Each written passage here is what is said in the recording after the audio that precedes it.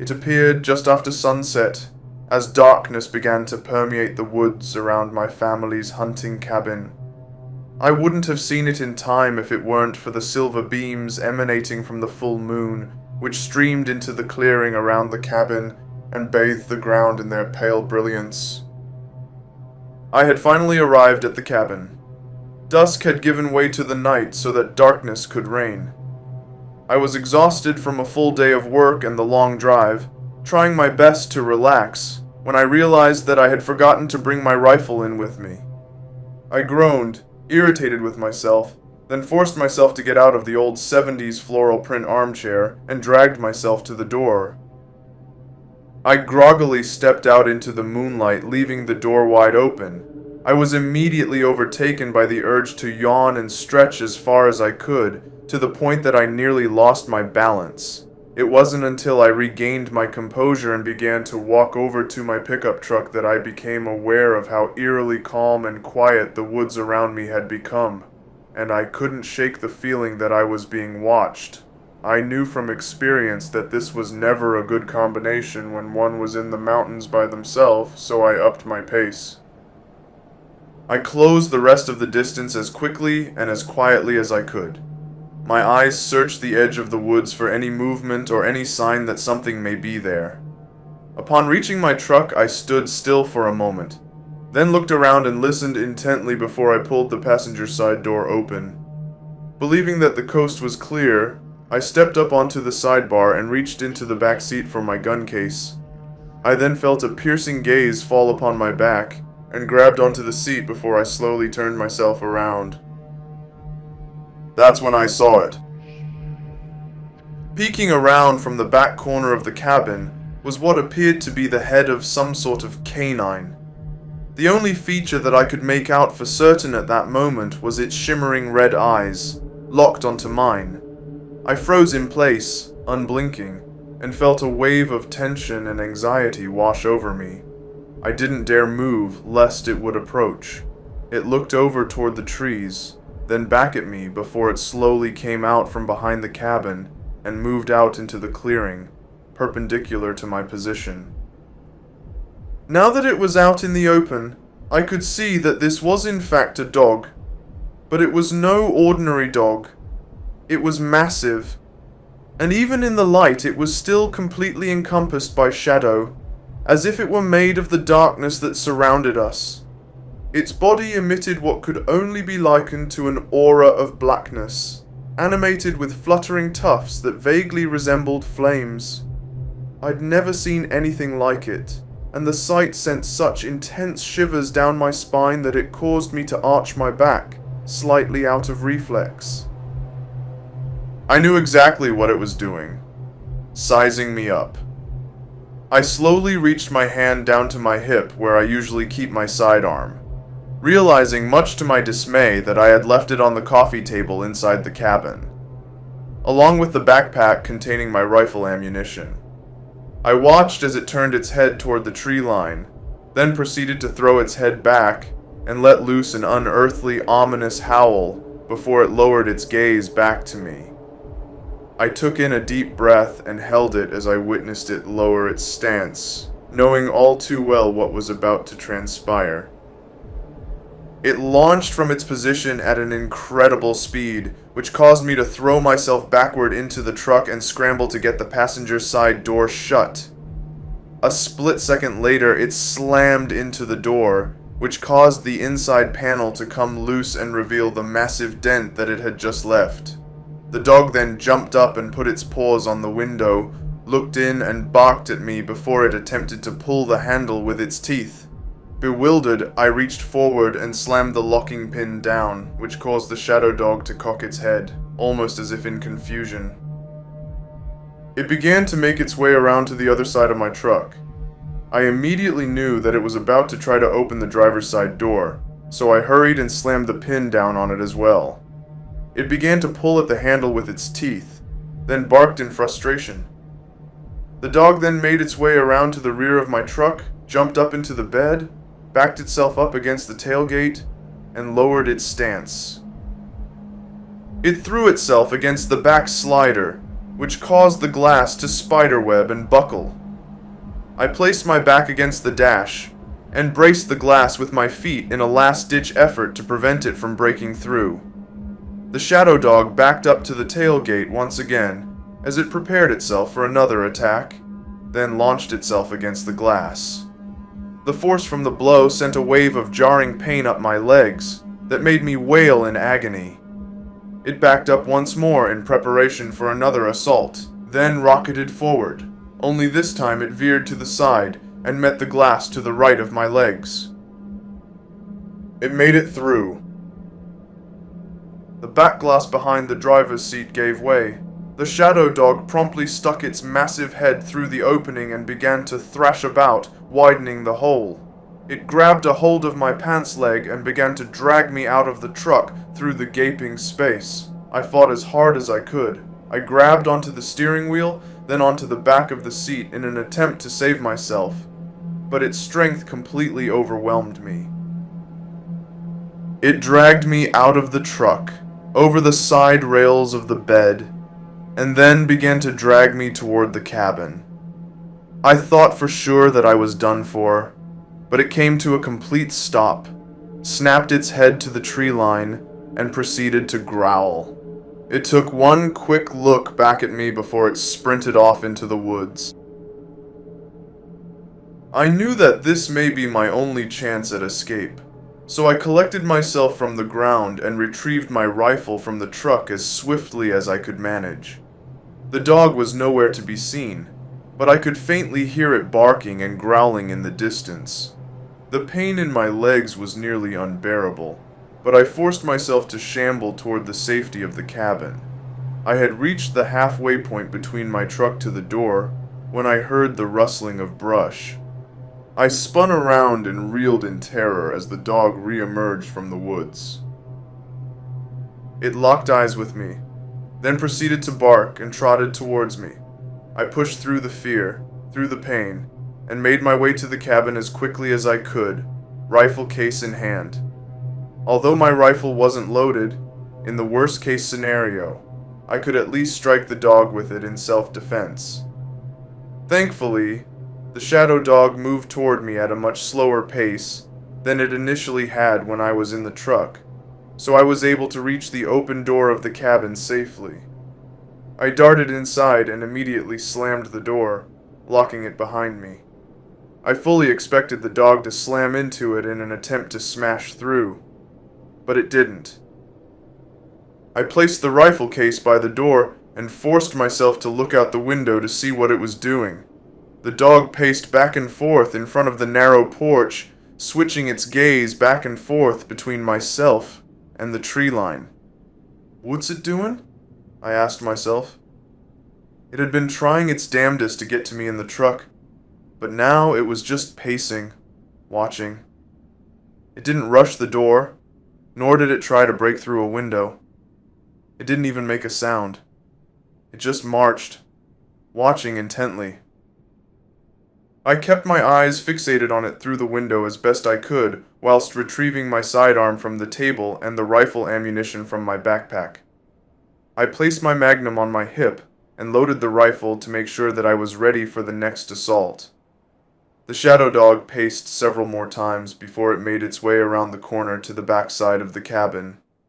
I made my way toward the back wall and watched for it through the window for some time, but it was nowhere to be seen. Then I heard a knock at the front door. A knock? A dog would scratch at a door, maybe even whine or bark. But knock? Although the chances were astronomically low, this could be a person lost in the woods who sought refuge. If it was, I had to get to them before the dog did. "Hello? Who's there?" I called out as I made my way across the cabin, but there was no response. I was met with only another series of knocks. Upon reaching the door, I called again. "Hello? Help me." A faint, steady voice finally answered.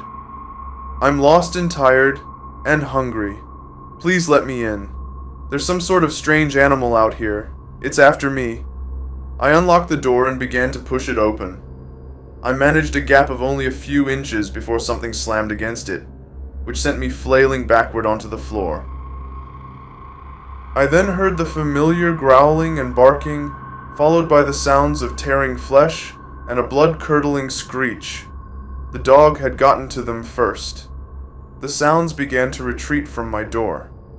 I assumed that the dog must be dragging them away into the woods, so I grabbed my rifle in hopes that I might be able to save them. I threw open the door, only to find the shadow dog outside alone, staring off into the trees. It turned back and looked at me, then began to bark wildly.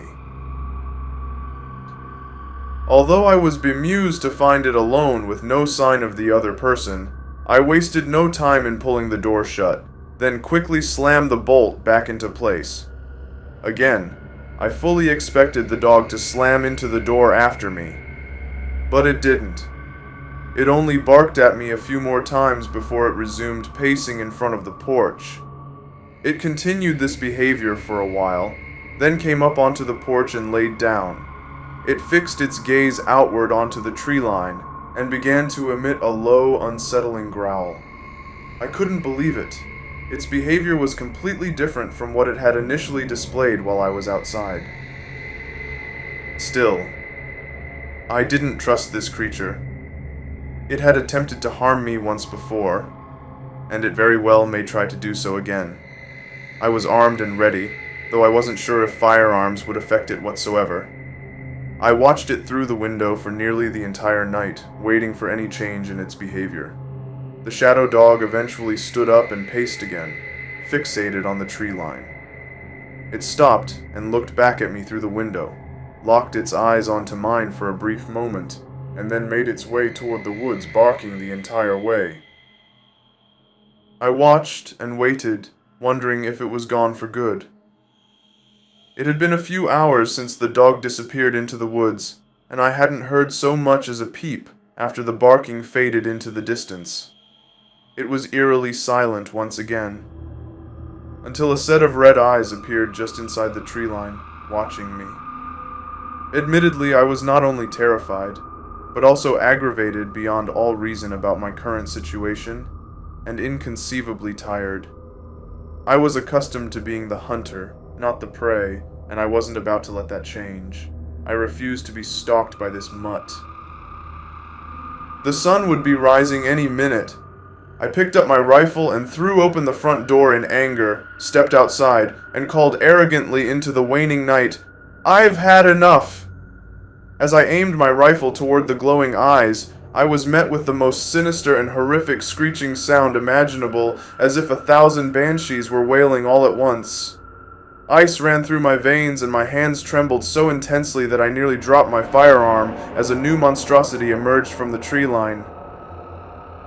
It stood on 2 legs and was about the size of a person, bearing a gaunt form.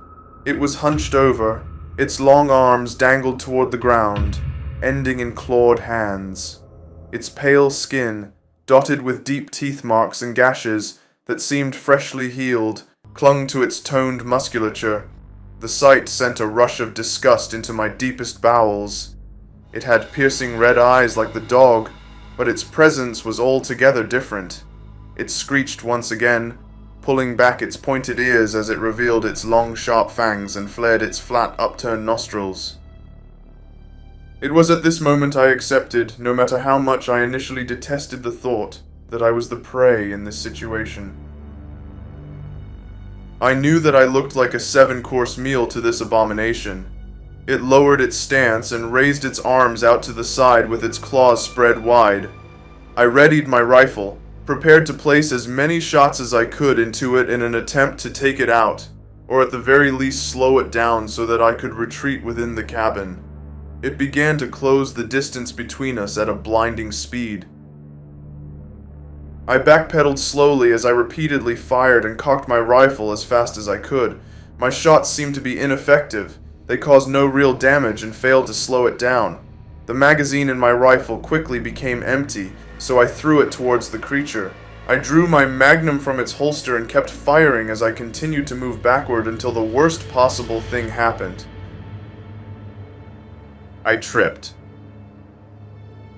It had nearly reached me when all of a sudden the shadow dog appeared out of the darkness. It slammed into the foul creature full force, sending it spinning and bouncing across the ground until it managed to slam a clawed hand into the dirt and skid to a stop. The abomination screeched at the shadow dog and bared its fangs, but it didn't attempt to strike back at the dog whatsoever. It tried to come for me once again instead. I readied my magnum, but was met with a dull click when I attempted to fire. It was empty. The dog struck once again, but this time it found a firm hold upon the creature and refused to let go. They rolled around on the ground, each trying to get the upper hand on the other, until the dog finally pinned it down. The sun then began to rise. The blinding rays caused the skin of the creature to boil and sizzle as it shrieked in pain, and it tried to escape the clutches of the shadow dog to no avail. Overwhelmed by the brilliance of the sun, the abomination's flesh gave way to bone before erupting in flames, and burned until nothing remained of the creature but ash.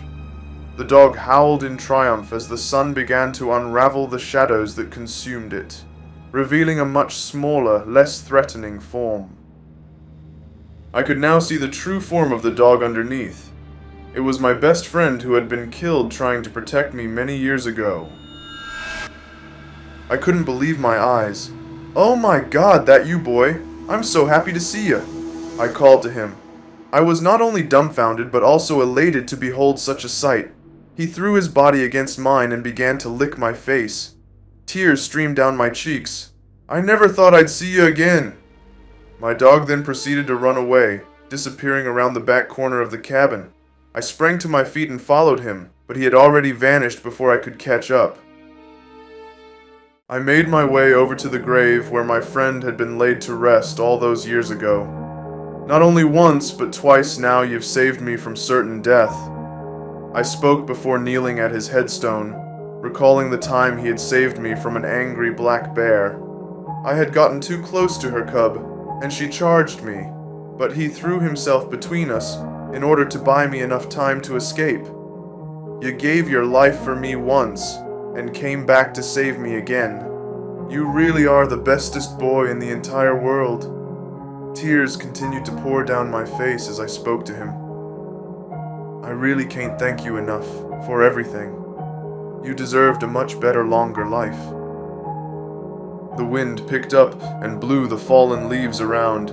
"Your life may have been cut short, but that didn't stop you from watching out for me, did it?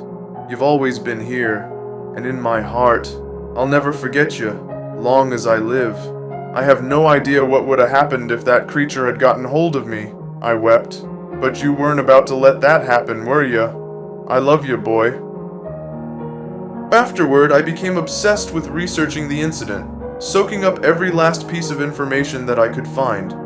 The closest thing that I could come up with in regards to the abomination was that it was some sort of vampire. According to old folklore, they cannot come inside of your home without permission. They must be invited in, or wait for you to venture out into the darkness on your own. The longer they go without feeding, the more feral and grotesque they become, which explains its appearance. I fully understand what my old canine companion was trying to do, ensure my safety by forcing me inside of the cabin, and prevent that creature from reaching me. I know that he was fully aware of the danger that awaited me just outside the door, but what I still don't understand is how he managed to return, in such a terrifying, brooding form no less. I couldn't find anything to help shed some light on the phenomenon, not a single account where this had happened before. Still, and yet, he somehow returned from the grave to protect me. Perhaps the bond of friendship has simply proved itself stronger than even the grip of death. I've never been more thankful for anything in my entire life. Not only did my best friend save my life once again, but I also got to see him one last time. What more could you possibly ask for?